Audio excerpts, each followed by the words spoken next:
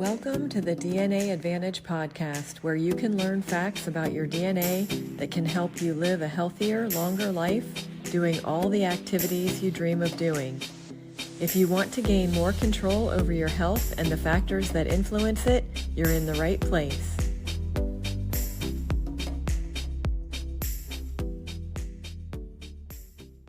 Hi, I'm Lisa Witherow, and this month we're talking about how to improve our focus and attention. This week I wanted to cover a few natural approaches to learning about ourselves and getting to know what really works for us and identifying the unique opportunities that we have to support our focus and attention. The first thing we want to do is get to know ourselves.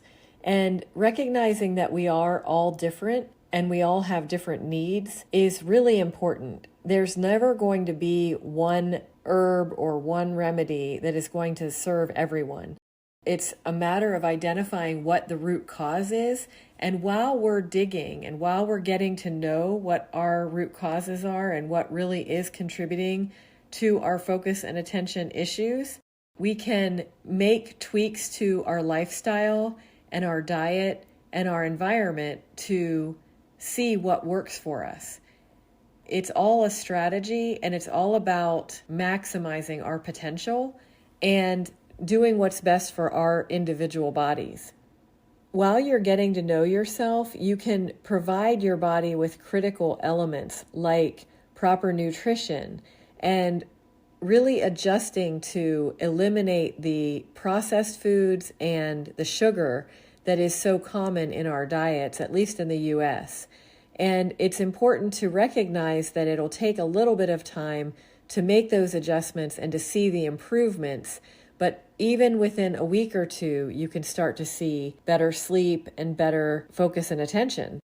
Things can change. So documenting as you're making these changes, and you can make one change at a time, especially when you are getting to know yourself and you recognize when focus and attention became an issue.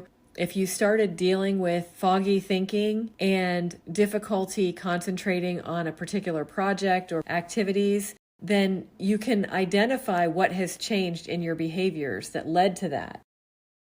When you identify that you have changed your diet because you've been traveling more, or you aren't sleeping as well, or you are more stressed, those are things then you would want to zoom in on and make adjustments. Hydration is another thing that we can make sure that we improve. And then having a supportive environment, making sure that we don't have a lot of things in our environment that are distracting us when we're trying to concentrate, making sure we make the adjustments to what is in our line of vision while we're trying to get a project done. Or if we've gotten accustomed to picking up our phone every time it rings or every time we get a message, we need to be able to adjust our behaviors in what is pulling us away. Spending time in nature is another thing that's really helpful because it helps to ground us and give us the opportunity to disconnect from all of the things that can get us overstimulated and hyped up. When it comes to certain behaviors with getting things done, we can schedule our time in a way that we commit blocks of time to specific tasks to really focus and give ourselves an opportunity to complete one thing before we start another.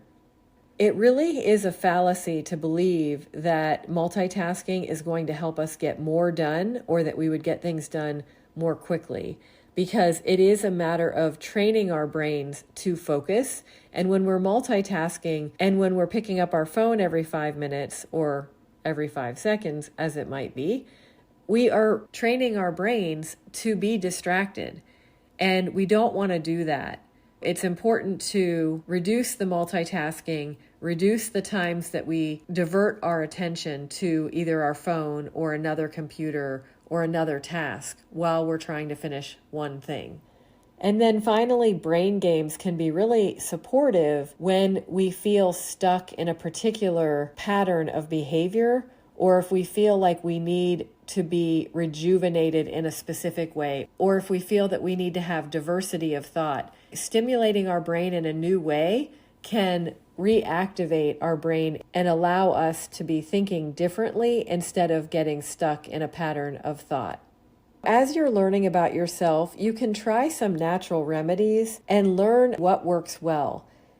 These ideas that I'm going to go over now are not really intended to address the root cause. They're really more to enhance your focus and attention and give you an advantage of feeling improvement and getting to know what really is helpful. Once you realize that something is helping, you can learn more about what that herb or what that essential oil actually addresses. What is the mechanism of action for that particular item?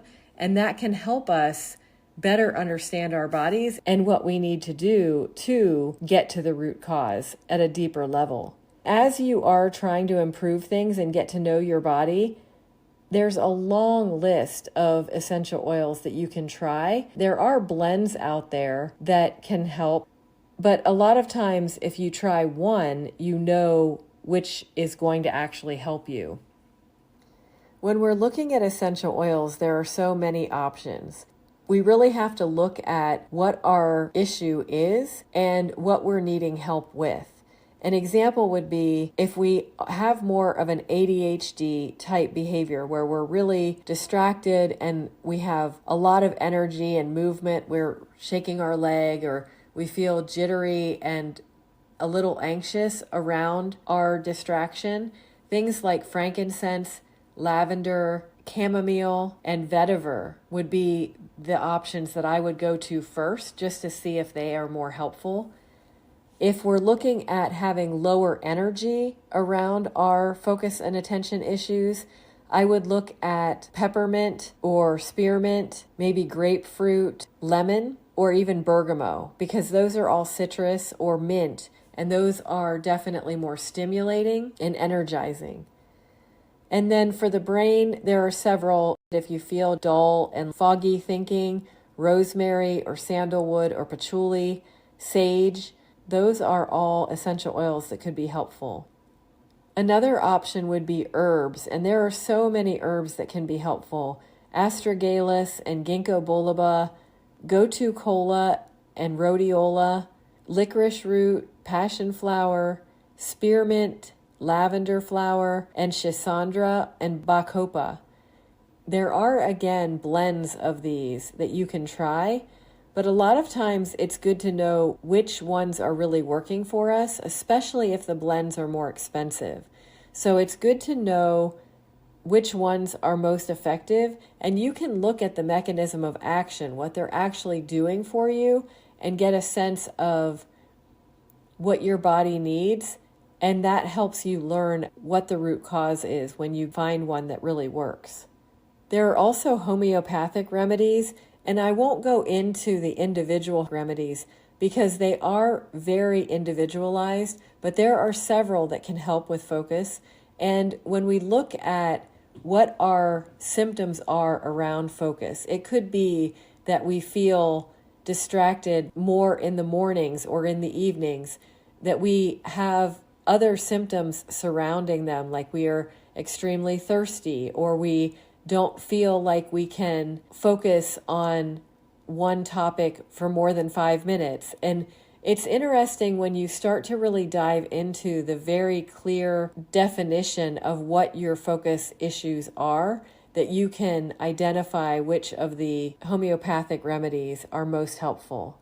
It really is very helpful to clarify what it is that you're experiencing for not just homeopathic remedies, but even for you to document what you're experiencing and when it might differ. Because at a different time of day or a different season, you might experience it differently. And as you're documenting it, you're able to learn about your body and you're able to appreciate what plays a part in the whole experience.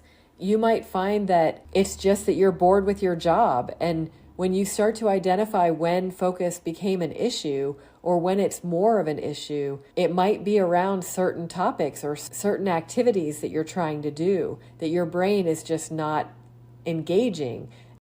you may have to do it because if it's your job, you need to do it anyway. And that's when you can use certain natural remedies to leverage to help you through those moments.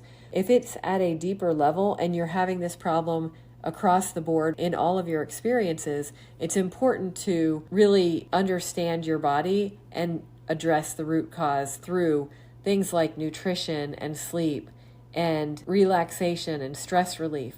So many different things that we're dealing with can become issues beyond just focus and attention.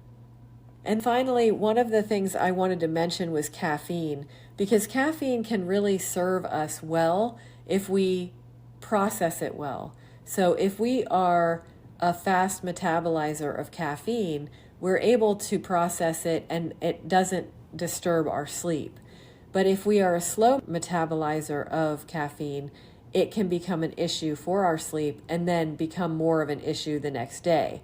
So we need to be sensible about it, make sure that we only drink caffeine in moderation, and that we drink or eat things with caffeine at an earlier time in the day rather than right before bed, or even after 2 p.m. is probably the recommended times for most of us.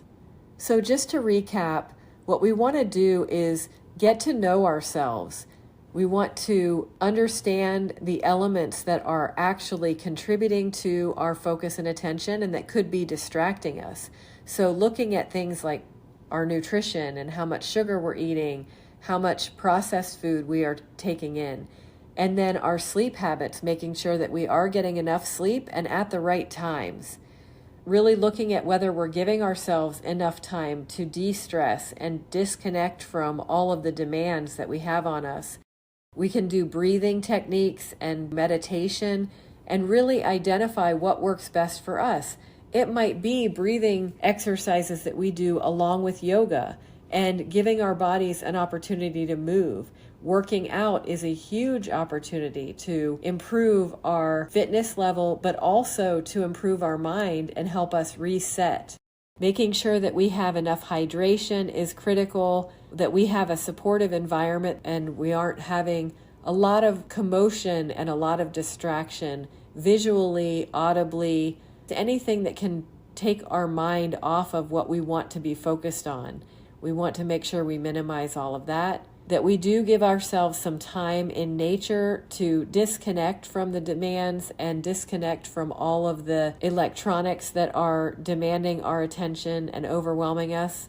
And then when it comes to scheduling, we want to block our time so that we actually have segments of time focused on the tasks that we need to get done, and we're prioritizing things appropriately and minimizing multitasking that can become overwhelming for us and training us to become more distracted and used to being pulled away all the time. Making sure that our phones and our electronics are not what demand our time, but that we block our time and use those to our advantage rather than them dictating when we are giving them attention. And as we're learning all of these things and getting to know ourselves, we really can use things like essential oils, herbs, homeopathics, and things that give us energy, eating at the right times and doing what we need to do to work out and get ourselves in the right mindset and in the energetic state that we need to be in order to stay focused and get things accomplished. Focus and attention can be a really difficult challenge for a lot of people, and I believe that when we are diagnosed with something like ADD or ADHD, that we can assume that that is what we will be dealing with for the rest of our lives. When we look at our genetics and we understand more about our system and what is actually pulling us away or allowing us to be distracted, it really does help us to address the root cause.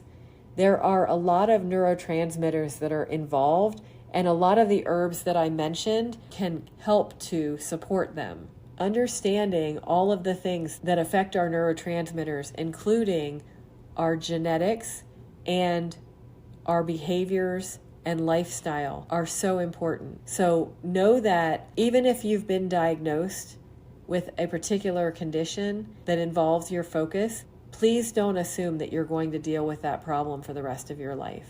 Get to know your body, and get to know what can actually make a difference. I hope this was helpful, and I really look forward to hearing any questions or comments that you have.